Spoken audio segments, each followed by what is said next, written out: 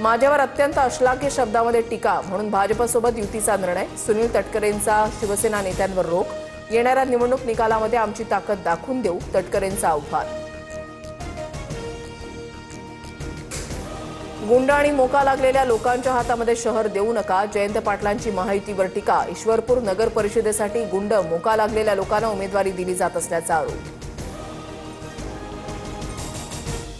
शरद पवार गट मुक्ताईनगर नगरपंचायतीची निवडणूक लढवणार नाही, एकनाथ खडसेंकडून संकेत। राष्ट्रवादीची ताकद शहरामध्ये नव्हे तर ग्रामीण भागामध्ये असल्याचं दिलं कारण। कुणी स्वतःला बाहुबली समजू नका, अनेकांना आम्ही निवडून दिलंय। लोक पैसे घेतात आणि मत ज्यांना द्यायचं त्यांनाच देतात, समजने वाले को इशारा काफी है। प्रफुल्ल पटेलांचा रोख कुणाकडे?